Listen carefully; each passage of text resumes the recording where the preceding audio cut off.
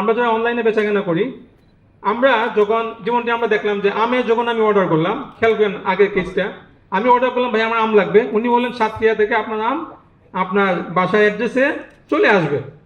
তাহলে চুক্তির ধরন কি হতে পারে?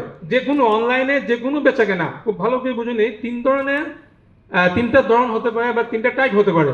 একটা হলো আপনি হয়তো বিক্রেতা। বিক্রেতা মানে হলো হ্যাঁ আপনি রিয়েল একজন একজন আপনি সেলার, আপনার কাছে মালামাল আছে।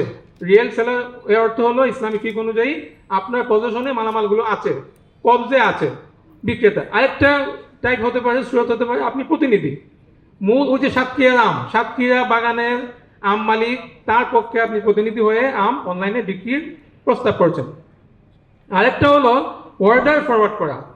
আমি অর্ডার ফরওয়ার্ড করি, অনেকটা ড্রপ শিপিং মডেলের বিজনেসের মতো। যারা বিষয়টি জানেন সহজে বুঝতে পারছেন।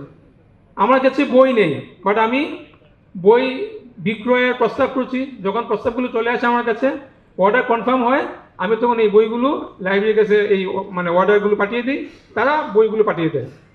এই যে ড্রপ শিপিং মডেলের এই বিষয়টি যে আমি অর্ডার ফরওয়ার্ড করছি, এখানে কিন্তু আপনি বিক্রেতা ভূমিকায় নেই। এই জায়গাতে যদি আপনি বাই নাও অপশন চালু করে দেন আপনার ওয়েবসাইট থেকে বা আপনার পেজ থেকে, সারিয়া ভায়োলেশন হবে।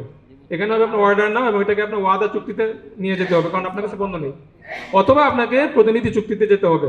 বাট প্রতিনিধি চুক্তিটা আমরা নানা কেসে দেখেছি যেটা অনেক ক্ষেত্রে আসলে খুব একটা মানে ফলপ্রসূ হয় না। তাহলে চুক্তির ধরন প্রথমেই নির্ধারণ করতে হবে। যারা আমরা বিক্রেতা আছি তাদেরকে বিষয়টি মাথায় রাখতে হবে অনলাইনে। 3 নম্বর হলো কাস্টমারের অধিকার সুরক্ষা করব। 3 নম্বর মূলনীতি।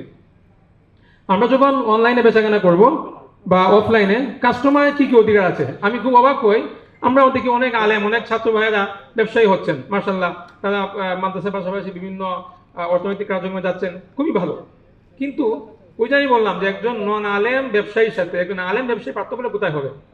একটা পার্থক্য হলো এই জায়গাতে, আমরা কাস্টমার অধিকার, ক্রেতা অধিকারগুলো নিয়ে আমরা সচেতন নই। আমরা খেয়াল আয় পড়েছি, খেয়াল ইয়া পড়েছি, সেই হেদায়াতে পড়েছি, সেই হেদায়াতেই রয়ে গেছে। আমার ব্যবসায়িক জীবনে আমি সেটা বাস্তবায়ন করতে পারছি না।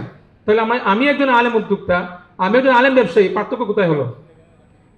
এই জন্য ফেরত দেওয়ার সময়সীমা, আপনি যখন পণ্য বিক্রি করছেন সেটা যদি আপনার ক্যান্সেলেশন হয়, কতদিনের মধ্যে ফেরত দিতে পারবে? এই নীতিগুলো আপনার থাকতে হবে। ফেরত দেওয়ার খরচ কখন ক্রেতা বহন করবে, কখন বিক্রেতা। আমরা একটা অনলাইন প্ল্যাটফর্মে দেখলাম, সেখানে সর্ব অবস্থায় ক্রেতা ফেরত দেওয়া খরচ বা ক্যান্সেলেশনের যে ডেলিভারি ফি, সেটাকে ক্রেতার উপর চাপিয়ে দেওয়া হয়েছে।